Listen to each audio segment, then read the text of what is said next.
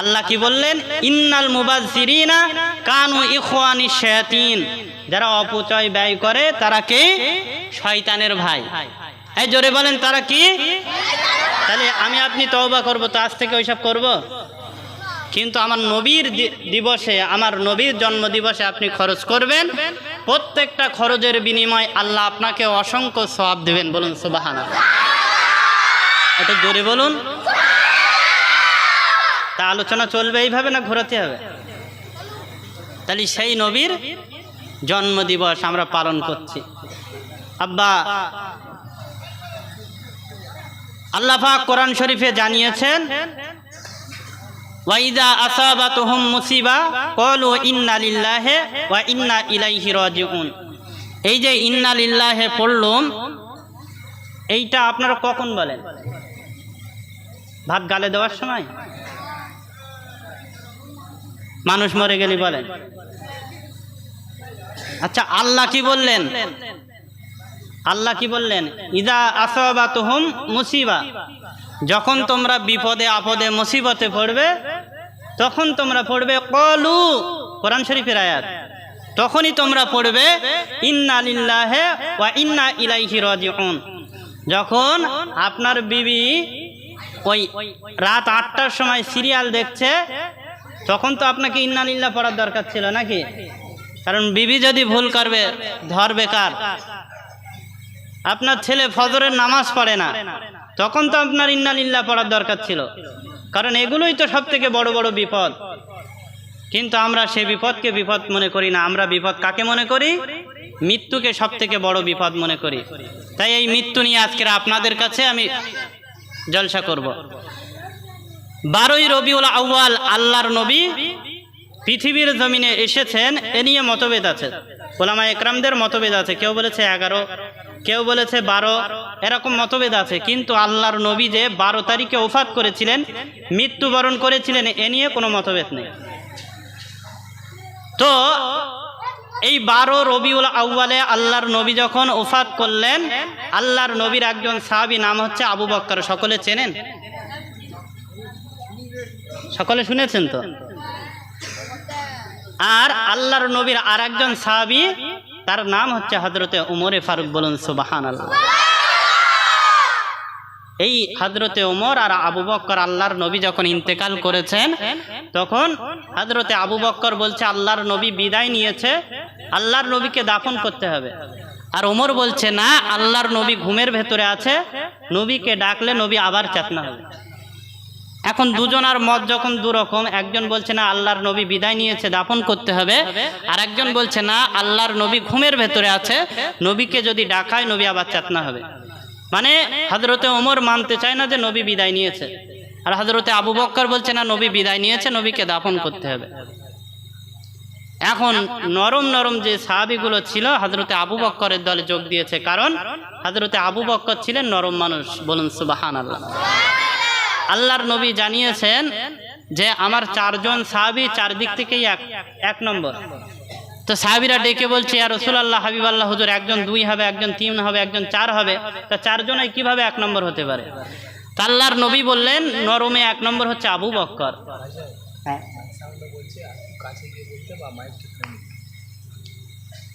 আর বেশি জোরে বললে আবার আমার কান মাথা শেষ হয়ে যাবে।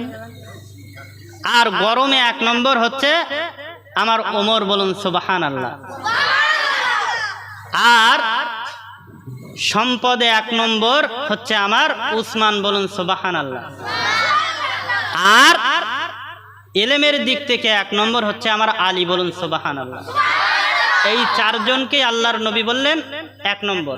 এখানে কি 2 নম্বর 3 নম্বর হয়েছে? তাহলে যুক্তি আছে তো? তা নরমে যিনি 1 নম্বর, সেই আবু বকর বলছে আল্লাহর নবী বিদায় নিয়েছে, দাফন করতে হবে। নরম নরম যত সাহাবী ছিল সব আবু বকরের দলে যোগ দিয়েছে। আর গরম গরম যে সাহাবীগুলো ছিল সেগুলো সব ওমরের দলে যোগ দিয়েছে, দিয়ে বলছে যে আল্লাহর নবী বিদায় নেয়নি, আল্লাহর নবীকে যে বলবে দাফন করব তার দেহ থাকবে, তার মাথা থাকবে না। এখন বলেন দুই জনার যখন দুরকম মত হয়ে গেল, ঝামেলা হবে না হবে না? হবে না? বিশাল ঝামেলা হবে। আমাদের হয় এরকম, দুজনার দুমত হয় না? হয়। এখন সমস্যাটা খুব জটিল দাঁড়িয়ে যাচ্ছে। আব্বা জান আমার শুনে রেখে দেন, জেনে রেখে দেন, এই অবস্থায় পরিবেশ যখন সৃষ্টি হয়ে গেল, এমন সময় আল্লাহর নবীর যিনি বয়স্ক সাহাবী ছিলেন, নাম হচ্ছেন হযরতে আবু যর গিফানি। এই বয়স্ক মানুষ যারা হয়, এই বয়স্ক মানুষ যারা হবেন, তাদের ভেতরে একটু মলিনতা থাকে, একটু নরম স্বভাব থাকে। কিন্তু যুবক যারা হয় বলে দেখে নেব, বলে না? বলে দেখে নেব, কি করবি, বলে না? কিন্তু মুরব্বি যারা মানুষ, তারা একটু নরম স্বভাবের হয়, একটু স্বভাবটা ভালো হয়, একটু চলাফেরাটা ভালো হয়। কিন্তু হযরতে আবু যর গিফানি তিনি হচ্ছেন নরম মানুষ, বাবা বয়স্ক সাহাবী। এইবারে হযরতে আবু যর গিফানি দেখলেন সমস্যাটা বড় জটিলতা দাঁড়িয়ে যাচ্ছে। ওই সময় হযরতে আবু যর গিফানি হযরতে ওমরেরকে ডেকে বললেন, এবং হযরতে আপনার কিনা আবু বকরকে ডেকে বললেন, সমস্ত সাহাবীদেরকে ডেকে বললেন, ও বাবা সাহাবীরা তোমরা শুনে রেখে দাও, আল্লাহর নবী জানিয়েছেন আনা মাদিনাতুল ইলম ওয়া আলী বাবুহা, আমি নবী হলাম ইলমের শহর, আর আমার আলী হচ্ছে তার দরজা। আজকে রে আল্লাহর নবী বিদায় নিয়েছে নাকি আল্লাহর নবী ঘুমের ভেতরে আছে? এই যে সমস্যা বেঁধে গেছে, এই সমস্যার সমাধানের জন্য আমরা আলীর দরবারে যাব, বলুন সুবহানাল্লাহ। ওরে আমার আব্বারে, এইবারে আবু যর তিনি ডেকে বলেছিলেন আমি ওমরের দলে যোগ করব না, আমি আবু বকরের দলে যোগ করব না। ও বাবা সাহাবীরা তোমরা শুনে রেখে দাও, আমরা আলীর দরবারে যাব। ওই আলী হলেন ইলমের দরজা, ওই আলী হচ্ছে ইলমের দরজা। এই সমস্যার সমাধান একমাত্র হযরতে আলী করতে পারে। আচ্ছা আপনারাই বলেন, গ্রামে যদি কোনো সমস্যা বাঁধে, আপনারা যার কাছে, কার কাছে যান? গ্রামের সব থেকে টাকা বেশি তার কাছে, মেম্বারের কাছে, না ইমাম সাহেবের কাছে? বলেন, কথা বলতে হবে, কথা বলবেন তো। কার কাছে যান? গ্রামে সব থেকে টাকা বেশি তাকে মোড়ল করে রেখেছেন, না তো যিনি আর কি নেতা গোছের লোক তাকে আপনারা ডাকেন, কিন্তু একবার ইমাম সাহেবের ডাকেন? তা আল্লাহর নবী কি বললেন? যদি কোনো সমস্যা হয় তার সমাধান একমাত্র করতে পারে কারা? বলেন, যারা হক পন্থা হবে, আলিম হবে, তারাই কেবলমাত্র সঠিকভাবে সমাধান করতে পারে। এটা আপনাদের বিশ্বাস হয় না? হয় না? যার টাকা আছে সে সঠিক সমাধান করে, যে নেতা সে সঠিক সমাধান করে। সে দেখে কি আমার দলের লোক, আমার দলের লোক, ওর মাথা খারাপ, ভোট কমে যাবে। এই আমি কি আপনাদের ব্যথা দেওয়া কথা বলছি? কিন্তু যে হক পন্থা লোক, সে কিন্তু কারোর দিকে কথা বলবে না, সে একদম সঠিকটাই বলবে, বলুন সুবহানাল্লাহ। তাহলে আবু যর গিফানি বললেন যে আমরা এই সমস্যার সমাধান একমাত্র কে করতে পারে? হযরতে আলী করতে পারে। কারণ আল্লাহর নবী নিজে জানিয়েছেন আলী হচ্ছে ইলমের দরজা, বলুন সুবহানাল্লাহ। আচ্ছা আলী সম্পর্কে 2-1 মিনিট বলি, কত তার ইলমের দরজা ছিল একটু জানার দরকার আমাদের। কারণ কারোর কেউ যদি মীমাংসা করে তার সম্পর্কে আগে জানার দরকার আছে তো নাকি, যে সে কতটা মীমাংসা করতে পারবে, তারপরে তার কাছে যাব। হুজুকি দৌড়লি হবে না, আমরা খালি হুজুকি দৌড়ই। তো হযরতে আলী রাদিয়াল্লাহু তাআলা আনহু তিনি ছিলেন নবীর সবথেকে জ্ঞানী সাহাবা, বলুন সুবহানাল্লাহ। এই জ্ঞানী হবারও একটা কারণ আছে। যদি বলেন কারণটা কি, হযরতে আবু বকর সিদ্দিক রাদিয়াল্লাহু আনহু তিনি যখন মুসলমান হয়েছিলেন তখন তার বয়স ছিল 35 বছর। 35 বছর। হযরতে আপনার আল্লাহর নবীর 2 নম্বর সাহাবা হযরতে ওমর তিনি যখন মুসলমান হয়েছিলেন তখন তার বয়স ছিল 27 বছর, ভালো করে বুঝবেন, কথা মনে রাখতে হবে। এবং হযরতে উসমান তখন তার বয়স হচ্ছে 21 বছর, মানে যুবক অবস্থা। আর হযরতে আলী যখন মুসলমান হয়েছিলেন তখন তার বয়স হচ্ছে 8 বছর। এখন আপনারা বলেন, যারা হাফেজ আপনারা যাদেরকে দেখেন তাদের বয়স কি 21 থাকে? যারা ছোট বয়স থেকে আপনার পড়াশুনো করে তারাই বেশি হাফেজ হয়। তো হযরতে আলী যখন ইসলাম গ্রহণ করেছেন তখন তার বয়স ছিল 8 বছর। এই জন্য হযরতে আলী সহজেই কোরআনের বিষয়গুলো সব রসুলের কাছ থেকে ভালোভাবে মুখস্থ করে নিতে পেরেছিলেন। আর এই যে তিনজনা, এনারা সুন্দরভাবে কোরআন পড়তে শিখেছিল, কিন্তু আপনার ইলমে অত বড় ছিল না। কথা ভালো করে বুঝবেন, ভুল বুঝলে হবে না, কিন্তু ওনাদের কিন্তু ইলম ছিল। আমি ছোট করছি না, কিন্তু আল্লাহ রসুল যেভাবে বলেছেন এক একজনকে এক এক দিক দিয়ে আল্লাহর নবী তাদেরকে উপাধি দিলেন, বলুন সুবহানাল্লাহ। তো হযরতে ওমরে ফারুক তখন আল্লাহর নবী বিদায় নিয়েছেন। হযরতে ওমরে ফারুক তিনি হচ্ছেন খলিফা। তো ইনি যখন খলিফা, তিনি মনস্থ করলেন জেরুজালেমে ইসলামের দাওয়াত দিতে যাবেন। তাই এই জেরুজালেমে যখন ইসলামের দাওয়াত দিতে যাবেন, তিনি কি করলেন, একটা উট আর একটা রাখাল নিলেন। তো ওই রাখাল আপনার ওই উটের রশি ধরে টেনে টেনে নিয়ে যাচ্ছে। এইবার হযরতে আলী, এই ওমর উটের উপরে বসে আছে। এইবার যখন বসে আছে কিছু দূর যখন গেলেন, তখন হযরতে ওমর দেখলেন ওই রাখালের গা দিয়ে ঘামগুলো টস টস টস টস করে পড়ছে। হযরতে ওমরের গাটা চমকে উঠল, দেহটা শিউরে উঠলো, পশমগুলো খাড়া হয়ে গেল। আজকের আমি খলিফা বলে আমি শান্তিভাবে যাচ্ছি, আর ওই আমার ওই রাখাল কষ্ট পাচ্ছে না, আল্লাহর দরবারে আমি কি কৈফিয়ত দেবো? ঝরঝর করে কাঁদতে লেগেছে। জোরে বলেন সুবহানাল্লাহ। নেতার অবস্থা দেখেছেন? এই প্রধানমন্ত্রী অবস্থা দেখেছেন? তখন অর্ধ পৃথিবীর আপনার খলিফা হচ্ছে হযরতে ওমর, বলুন সুবহানাল্লাহ। এই ওমর এই অবস্থা যখন দেখলেন থরথর করে কেঁপে উঠলেন। আব্বা জান আমার শুনে রেখে দেন, জেনে রেখে দেন। এইবারে হযরতে ওমর কি করলেন, ওই রাখালকে ডেকে বলছে, বাবা রাখাল, তোমার বুঝি বড় কষ্ট হচ্ছে, তোমার বুঝি বড় ঘাম ঝরছে। ও রাখাল, আমি হযরতে ওমর বলে দিলাম তুমি উটের পিঠে ওঠো, আর আমি ওমর ওই উটে রশিখানা ধরে নিয়ে যাব। একবার জোরে বলা যাবে না সুবহানাল্লাহ? এইবারে বাবা রাখাল কি করলেন, উটের পিঠে আপনার উঠে বসলেন, আর হযরতে ওমর রাখালের দড়িখানা ধরে হাঁটতে চলেছেন। এইবারে যখন বাবা দেখতে পেলেন ওই জেরুজালেমে যখন পৌঁছে গেছেন, সমস্ত জেরুজালেমেরা সব আনন্দে বাগে বাগ। আজকের আমাদের দেশে, আমাদের এলাকায় আজকের প্রধানমন্ত্রী আসবে, কত আনন্দ হয় না? সবাই দেখতে ঘুরবে, দেশে বাঁধে না। যদি মমতা ব্যানার্জি আসে, সব এখানে থাকবে, বলবে হুজুর থাক, আমরা আগে দেখে আসি, বলবে না? তো জেরুজালেমের লোকেরা ওনারা চিন্তা ভাবনা করছে, তাই তো আজকের খলিফা এসেছে, অর্ধ পৃথিবীর খলিফা। আমরা একটু এক নজর ভাবে তার দিকে দেখব, তার গল্প তো আমরা অনেক শুনেছি, আমরা একটু তার দিকে দেখব।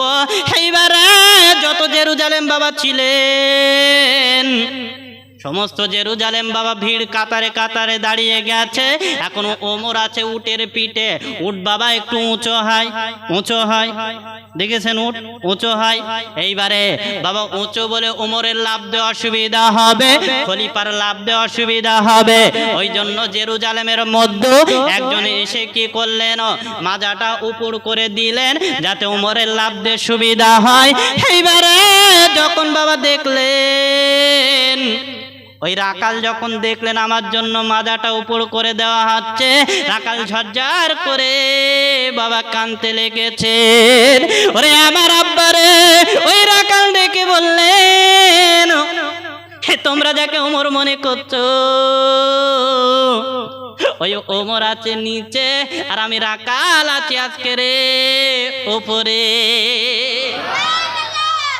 বাবা সমস্ত জনগণ মানতে চায় না, সমস্ত জনগণ তারা বুঝতে চায় না, এটা কখনো সম্ভব না, এটা কখনো সম্ভব হতে পারে না।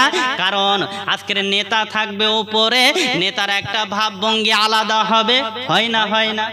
হয়, কিন্তু আজকের ওমর আছে নিচে, রাকাল আছে উপরে, এটা মেনে নেওয়া যায় না, মেনে নেওয়া যায় না। এইবারে যখন বাবা মানতে চাই না,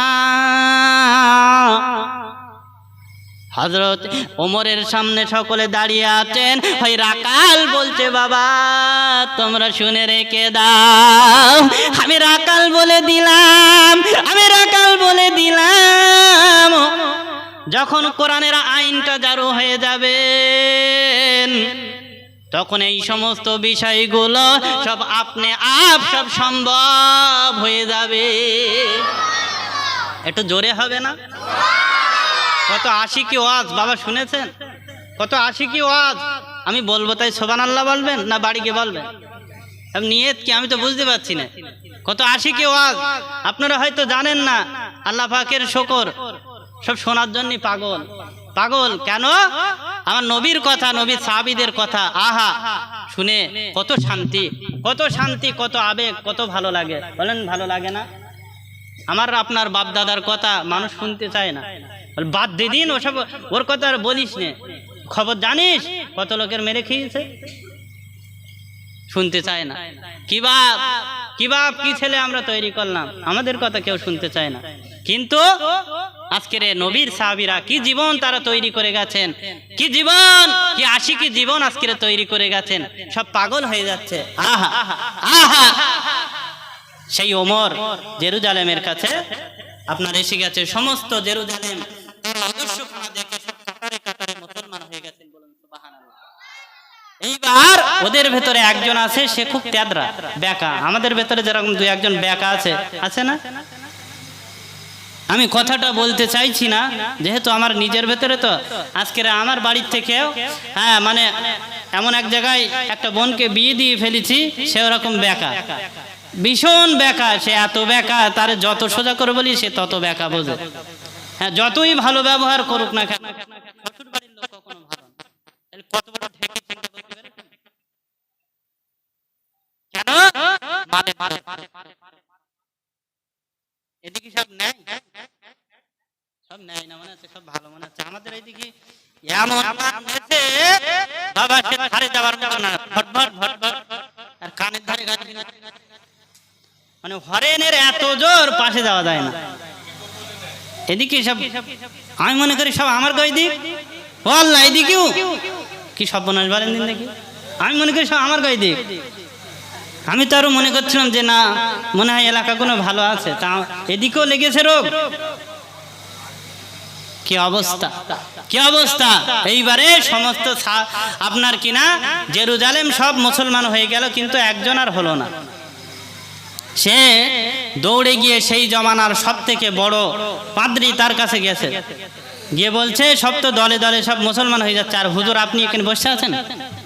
আমার ঠিক আছে, আমার অসুবিধা হচ্ছে না।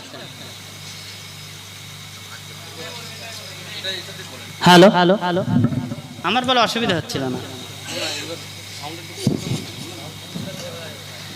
আচ্ছা ঠিক আছে, তা একটু দরুদ শরীফ পড়ে নেই, কারণ এই বক্তব্যর মাঝখানে বেরেক হলি খুব যন্ত্রণা, খুব খুব যন্ত্রণা, আমার খুব অশান্তি লাগে। এই চাটা দেয় না বক্তব্যের মাঝখানে, খুব সমস্যা লাগে। তা একটু দরুদ শরীফ পড়ে নেই। আল্লাহুম্মা সাল্লি আলা,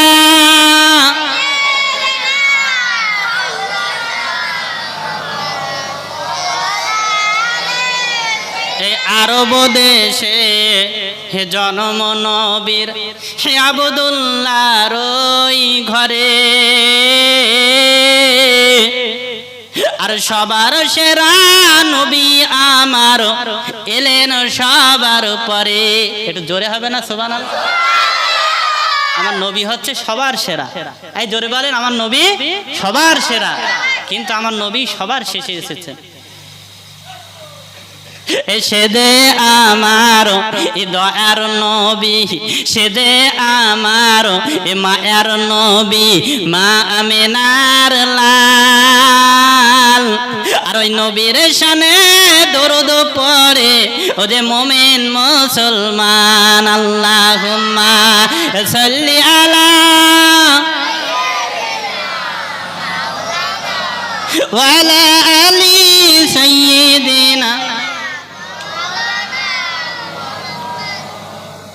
তো যে কথা বলছিলাম, এইবারে ওই জমানার সব থেকে বড় পাদ্রির কাছে ওই তেদরা বেকা মানুষ চলে গেল, গিয়ে বলছে, হুজুর আজকের আপনি এখানে বসে বসে মজা লুটছেন আর ওদিকে সব মুসলমান হয়ে যাচ্ছে, আপনার ব্যবসা সব ডগে যাবেন, শিগগির চলুন। এইবারে পাদ্রি ও আর দেরি না করে এইবারে ছুটে ছুটে চলে গিয়েছে, এসে বলছে যে আমিও মুসলমান হব। তা বলছে, পড়ো বাবা লা ইলাহা ইল্লাল্লাহ মুহাম্মাদুর রাসূলুল্লাহ। তা বলছে, এখন না, এখন না, আমি আপনাকে 4টে প্রশ্ন করব, এই 4টে প্রশ্নের যদি উত্তর দিতে পারেন তবে আমি মুসলমান হব, না তো মুসলমান হব না। ওমর বলছে, ঠিক আছে তাহলে বলো। আব্বা জান আমার শুনে রেখে দেন, জেনে রেখে দেন। এইবারে পাদ্রী ডেকে বলছে, ওমর তুমি বলো বলো বলো, পৃথিবীর এমন কয়েদখানা যেখানে কয়েদি বেঁচে থাকে অথচ নিঃশ্বাস নিতে পারে না, পৃথিবীর এমন কোন কবর যেখানে আপনার কয়েদি যেখানেও কবরও জিন্দা আবার লাশটাও সেখানে জিন্দা। আর 3 নম্বর প্রশ্ন হচ্ছে, পৃথিবীর এমন কোন 2 ভাই, পৃথিবীর এমন কোন 2 ভাই একই সঙ্গে জন্মগ্রহণ করেছে আবার একই সঙ্গে মারা গেছেন, কিন্তু এক ভাই আর এক ভাইয়ের থেকে 100 বছরের বাবা বড়। আর 4 নম্বর প্রশ্ন করলেন, পৃথিবীর এমন কোন রাস্তা যা কিয়ামত পর্যন্ত আপনার একবারই সূর্যের আলো পড়েছে আর কিয়ামত পর্যন্ত আর সূর্যের আলো পড়েনি। 4টে প্রশ্ন করেছে। প্রথম নম্বর প্রশ্ন হচ্ছে, পৃথিবীর এমন কোন কয়েদখানা যেখানে কয়েদি নিঃশ্বাস নিতে পারে না অথচ বেঁচে থাকে, সম্ভব? 2 নম্বর বললেন, পৃথিবীর এমন কোন কবর যে কবরও জিন্দা আবার লাশও জিন্দা। আপনাদের এখানে সব মরা মানুষ মাটি দেন না জ্যান্ত মানুষ মাটি দেন? মরা মাটি দেন। আচ্ছা, কবর জ্যান্ত লাশও জ্যান্ত আছে? দেখেছেন জ্যান্ত না মরা? যেহেতু ওইভাবে কবর খোঁড়া যায় না। 3 নম্বর প্রশ্ন করলেন কি, পৃথিবীর এমন কোন 2 ভাই একই সঙ্গে জন্মগ্রহণ করেছে আবার একই সঙ্গে মারা গেছে অথচ এক ভাই আর এক ভাইয়ের থেকে 100 বছরের বড়, সম্ভব? একই সঙ্গে জন্ম নিয়েছে আবার একই সঙ্গে মারা গেছে, কিন্তু এক ভাই 100 বছরের বড় হতে পারে? একই বয়স সবার। আর 4 নম্বর প্রশ্ন করলেন, পৃথিবীর এমন কোন রাস্তা যেখানে একবারই সূর্যের আলো পড়েছে আর কিয়ামত পর্যন্ত আর আলো পড়েনি? এরকম রাস্তা আছে? আপনারা দেখেছেন? কিন্তু পাদ্রী প্রশ্ন করলেন, কত জটিল প্রশ্ন। এই প্রশ্নের উত্তর দেওয়া অত সহজ কথা, অত সহজ কথা না। হযরতে ওমর প্রশ্নের উত্তর দিতে পারল না। সমস্ত জেরুজালেম সব মুসলমান হলো, কিন্তু ওই পাদ্রী আর ওই তেদরা ও আর মুসলমান হলো না, 2টো বাকি থেকে গেল। হযরতে ওমরের মনটা খুব খারাপ। সমস্ত মানুষ মুসলমান হয়ে গেল, কারণ মুসলমান হলে তো সঠিক রাস্তায় আসতে পারে, তাই না? ইসলাম হচ্ছে সঠিক, ইসলাম হচ্ছে সত্য, ইসলামের ওপরে আর কোনো সত্য নেই। এই ধর্মের নামই হলো শান্তি, এই ধর্মের নামই হচ্ছে আত্মসমর্পণ করা, এই ধর্মের নামই হচ্ছে নিজেকে শুধরে নেওয়া। বলুন সুবহানাল্লাহ। ওমরের মনে খুব কষ্ট লেগেছে, 2 জন আর হলো না। আল্লাহ আল্লাহ, আমি সকলকে দাওয়াত দিতে গিয়েছিলাম, সকলে হলো, 2 জন আর হলো না। খুব মনে কষ্ট নিয়ে হেঁটে হেঁটে যাচ্ছে। আব্বা জান আমার শুনে রেখে দেন, জেনে রেখে দেন। এইবার যখন হেঁটে হেঁটে যাচ্ছে, এইবারে বাবা যেতে যেতে যেতে যেতে হযরতে আলীর সঙ্গে দেখা হয়ে গেল। আলী ডেকে বলছে, ভাই ওমর, তোমার মনটা কেন এত মলিন, মনটা কেন এত খারাপ, তুমি কেন এমন মলিনতা মন নিয়ে এসেছো? হযরতে ওমর ডেকে বলছে, ভাই আলী রে, ব্যথার কথা আর তোমাকে কি বলবো, দুঃখর কথা আর কি বলবো তোমাকে। এই পাদ্রী আমাকে এই 4টে প্রশ্ন করেছে। ওরে আমার আলী রে, ও ভাই আলী রে,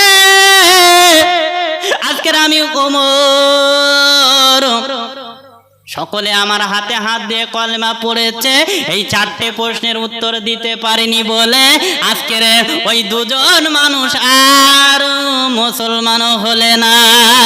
ওরে আমার আব্বা রে, এইবারে হযরতে আলী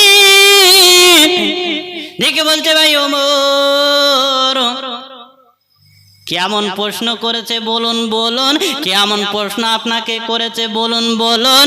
হযরতে ওমর ডেকে বলছে, ভাই আলী, প্রথম নম্বর প্রশ্ন করেছে, পৃথিবীর এমন কোন কয়েদখানা যেখানে কয়েদি নিঃশ্বাস নিতে পারে না, অথচ কয়েদি সেখানে বাবা বেঁচে থাকেন। ওরে আমার আব্বারে, আজকের শুনে নেন, জেনে নেন, আপনাদের যাদের মাদান বেঁচে আছেন, বাপ যাদের আজকের বেঁচে আছে, ওই বাপের কাছে গিয়ে একটু মাপ চেয়ে নেন। আব্বা, আজকের আমি জনেমের মতন গুনাহ করেছি, আপনার সঙ্গে অনেক বেয়াদবি করেছি, আপনার সঙ্গে অনেক খারাপ আচরণ করেছি। আমার আব্বা, আজকের আপনারা আমাকে কত আশ্রয় দিয়েছেন, কত ভালোবাসা আপনারা আমাকে দিয়েছেন। আজকের আমার যখন শরীরখানা অসুস্থ হয়ে গেছে, আপনারাই আমার জন্য সারা রাত কাটিয়েছেন। ওরে আমার আব্বারে, আজকের জনম দুঃখিনী মা সন্তানের জন্য কেঁদে কেঁদে বুকে চাপড়ায়,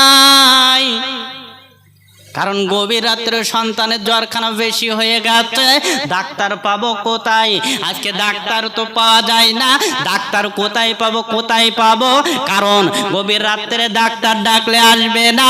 ওই জনম দুঃখিনী মা দরদর করে কাঁদেন, আল্লাহ আমার সন্তানকে তুমি সুস্থ করে দাও। আল্লাহ, আমি জননী মা আজকে রে সহ্য করতে পারিনি। আব্বা, সেই জায়গাটা আর অন্য কোন জায়গা না। হযরতে আলীর সময় লাগলো না, এক মুহূর্ত পরিমাণ দেরি হলো না। হযরতে আলী ডেকে বললেন, ওই জায়গাটা আর অন্য কোন জায়গা না, ওই জায়গা হলো মায়ের পেট। বলুন সুবহানাল্লাহ। ওই জায়গাটা হচ্ছে মায়ের পেট। মায়ের পেটে সন্তান থাকে, অথচ তার নিঃশ্বাস নেওয়ার প্রয়োজন হয় না। একটু জোরে হবে না? তাহলে কত সুন্দর জিনিস, কত আকর্ষণের জিনিস, জোরে বলেন। হযরতে আলীর শোনা মাত্র 1 সেকেন্ড দেরি হলো না, সঙ্গে সঙ্গে বলে দিলেন। কেন? আল্লাহ আলীকে জ্ঞান দিয়েছেন, আর রসুলের দেওয়া সার্টিফিকেট। বলুন সুবহানাল্লাহ।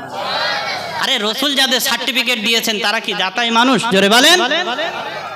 জাতাই মানুষ না বাবা, জাতাই মানুষ না। আজকের হযরতে আবু বকর সিদ্দিক আমার আমার নবীর সাহাবী, আমার নবীর সাহাবী। আজকের আমরা ফুরফুরাকে দেখলে নাক টানি, ফুরফুরাকে দেখলে নাক টানি। কেন? কারণ ফুরফুরারা রাজনীতি করতে পারবে না। আমি রাজনীতির কথা বলবো না, কারণ একদল মানুষ আছে বলবে হুজুর রাজনীতি করতে গেছে। কিন্তু আজকের কাদের ছোঁয়া আছে, তাদের কাদের ছোঁয়া আছে বাবা? হযরতে আবু বকরের বংশধর। বলুন সুবহানাল্লাহ। হযরতে আলীর বংশধর।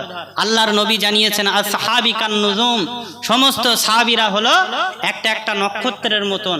তোমরা যদি ওই সাহাবীদের অনুসরণ করো, আমি রসুল বলে দিলাম তোমরা সঠিক পথ পেয়ে যাবে।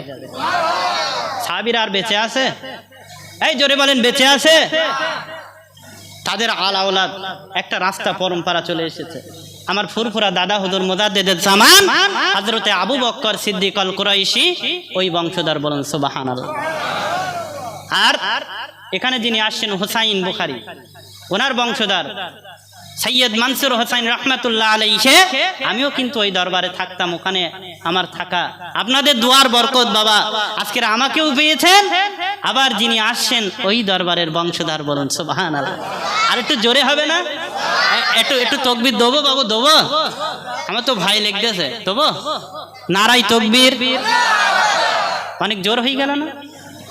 আর একটু আসতে, অত জোরে বলে নারাই তকবীর।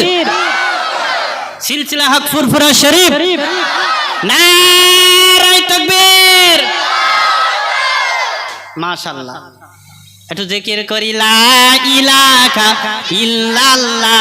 জোরে জোরে, লা ইলাহা ইল্লাল্লাহ। হাসবি রব্বি জাল্লাল্লাহ, মাফি কলবি গায়রুল্লাহ, নূর মুহাম্মদ সাল্লাল্লাহ।